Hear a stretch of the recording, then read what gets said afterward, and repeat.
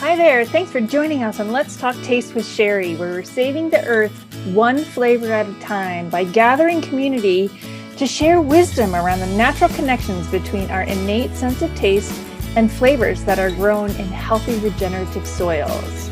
Welcome. Hey there, Sherry Hess with the Flavor Remedy. Thanks again for joining us for an episode of Let's Talk Taste with Sherry, saving the earth one flavor at a time. All right, so today we're going to talk about one of the categories of flavor that we discuss. And that flavor is umami, pronounced umami.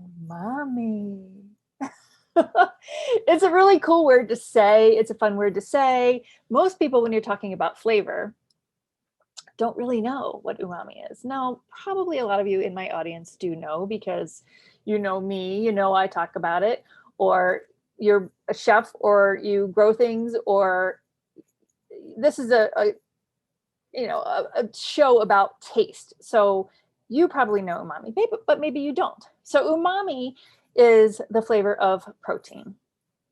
There's a whole website, it might even be umami.com, which I love because you can really understand like the exact amino acids that create this flavor experience. And you can also learn about the history of umami. So the discovery of this category of flavor was discovered by a Japanese scientist who was actually at the same exact time recreating the chemical experience of umami in the form of monosodium glutamate. So how crazy is that? Like this flavor that's all of a sudden discovered as this flavor of protein, which should represent building muscles and strength and rebuilding your cells, right? Is being discovered at the exact same time that we figured out how to manufacture that flavor, right? So probably another reason why we really don't even talk about it, because it's probably the most recently discovered flavor, right? So what umami is the flavor of protein. Umami is probably a little bit more challenging to distinguish, to pick up on, to recognize the flavor of, because it's not part of our conversations every day, right? You can say, oh, this tastes sweet when you eat something. It's easy to say it tastes sweet, easy to say it tastes salty. Those are the two most recognizable flavors, right? And you might be able to distinguish between bitter and sour. Some people confuse those often. The way I like to distinguish those two is you always think about a lemon when you think of sour, but if you taste the rind, that's bitter. If you taste the fruit, that's sour, right? So even those two are pretty easy to distinguish when you're eating. Umami is meaty. It's savory. It's described as meaty. It's described as savory.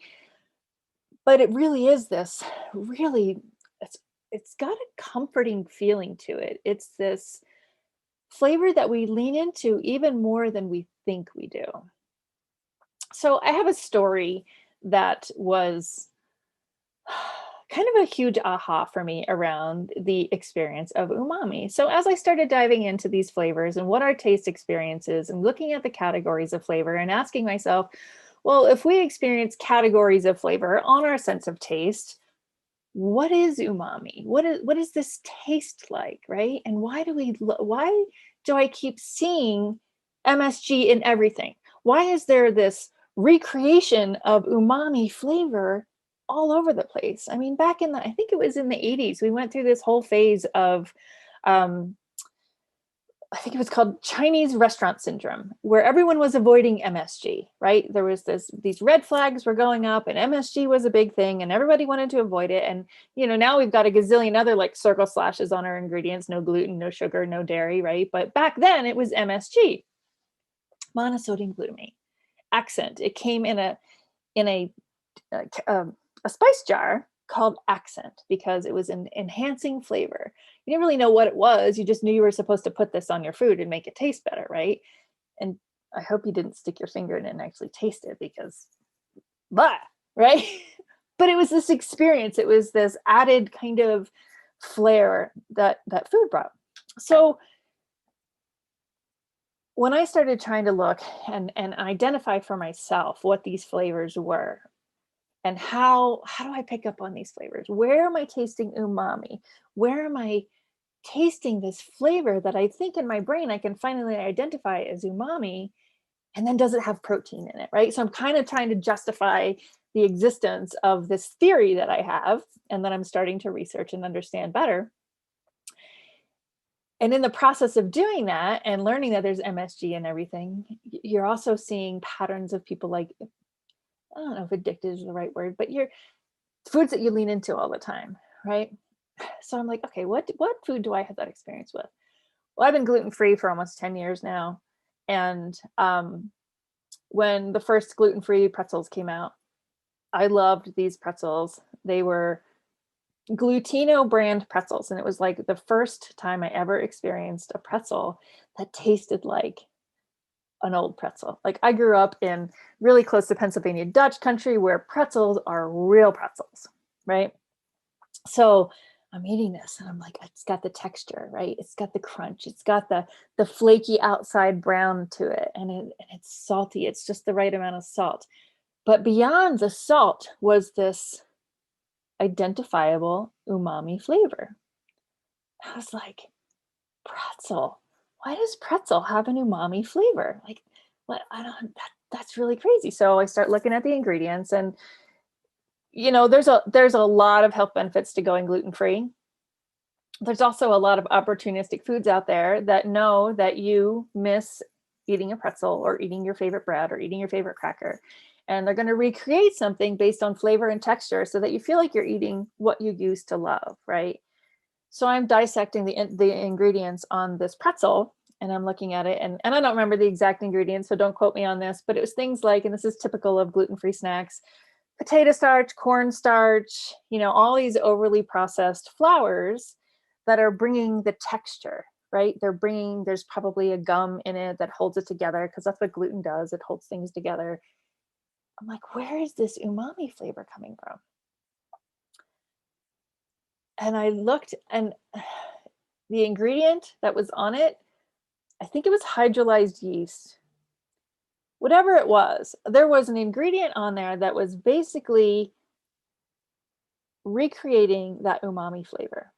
So MSG, even though it doesn't seem to be as red flagged as usual, this umami flavoring is everywhere. It's hidden in a natural ingredient. It is located in things like hydrolyzed yeast. There's a list of probably 20 different descriptions that MSG can now hide into. So I looked at that and I was like, wow, this is what's making this taste good. This is what's making it taste like a pretzel to me. This flavor that is supposed to be protein and keeps me going, sticking my hand back in that bag, reaching for more, reaching for more, reaching for more, and not being able to stop. And I think there's a whole nother story to that too, because if you're reaching in and experiencing a flavor that is supposed to represent one thing and you're not getting that one thing, and your brain's just going to go, well, clearly we haven't had enough of that yet because I'm not experiencing the actual protein that I'm tasting. So just eat more. And you can tie that story to sugar or anything, right? But it just blew my mind because it was this aha for me that how delicious that umami flavor is and how much we lean into that umami flavor. And why didn't I stop?